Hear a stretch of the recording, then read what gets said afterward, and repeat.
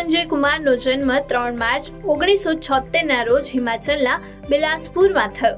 સંજય કુમાર તે 21 પરમવીર ચક્રના વિજેતામાંથી એક છે, જેમને પોતાની બહાદુરીથી 6 દુશ્મનોને માર્યા. સુબેદાર સંજય કુમારે જમ્મુ અને કાશ્મીર રાઇફલની 13મી બટાલિયનમાં રાઇફલમેન તરીકેની સેવા આપી. 4 જુલાઈ 1999ના રોજ કારગિલ યુદ્ધ દરમિયાન તેને એરિયા ફ્લેટ ટોપ કબજે કરવામાં મહત્વપૂર્ણ ભૂમિકા ભજવી. 4 જુલાઈના રોજ સંજય કુમાર તેના 11 સાથીઓ સાથે કારગિલમાં મુશ્કો હવેલી પોઈન્ટના ફ્લેટ ટોપના તૈનાત કર્યા હતા. તેના 11 સાથીઓમાંથી 2 દુશ્મનોના હમલામાં શહીદ થયા, જ્યારે 8 ગંભીર રીતે ઘાયલ થયા. પરંતુ સંજય કુમાર પોતાની રાઇફલ સાથે કોઈ ડર વગર દુશ્મનોનો સામનો કરી રહ્યા હતા.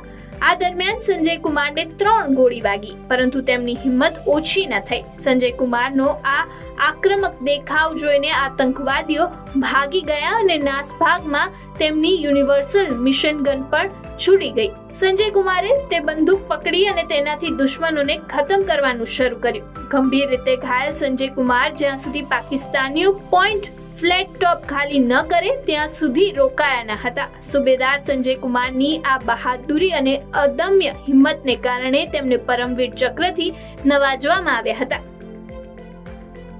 જમશેદજી ટાટાનો જન્મ 3 માર્ચ 1839ના રોજ ગુજરાતના નવસારીમાં થયો. તેઓ દેશના મોટા ઉદ્યોગપતિમાંના એક અને વિશ્વવિખ્યાત ટાટા ગ્રુપના સ્થાપક હતા.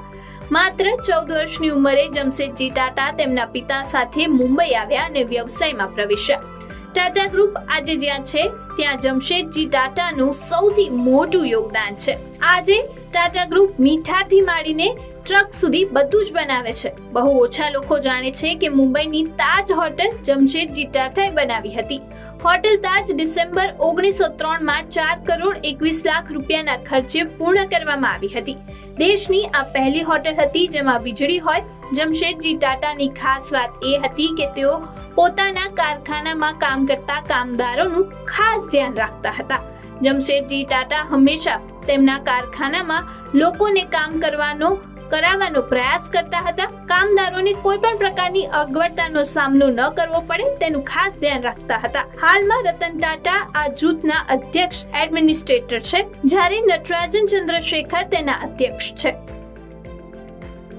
એલેક્ઝાન્ડર ગ્રેહામ બેલનો જન્મ 3 માર્ચ 1847ના રોજ સ્કોટલેન્ડમાં થયો. વૈજ્ઞાનિક અને શોધક એલેક્ઝાન્ડર ગ્રેહામ બેલ ટેલિફોનના પ્રથમ શોધકર્તામાંના એક હતા. ગ્રેહામ બેલે માત્ર ટેલિફોનની જ નહીં પરંતુ કમ્યુનિકેશન ટેકનોલોજીના ક્ષેત્રમાં પણ ઘણી ઉપયોગી શોધ કરી છે. તેમણે 10 માર્ચ 1876ના રોજ ટેલિફોનની પેટન્ટ કરાવી હતી. ગ્રેહામ બેલ વિશે પ્રચલિત દંતકથા છે કે તેને તેની પત્નીને પ્રથમ કોલ કર્યો હતો, જેનું નામ હેલો હતું.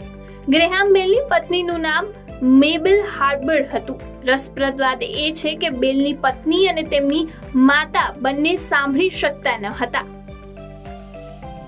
વિશ્વ વન્યજીવન દિવસ આજે સમગ્ર વિશ્વમાં એટલે કે 3 માર્ચે ઉજવવામાં આવે છે.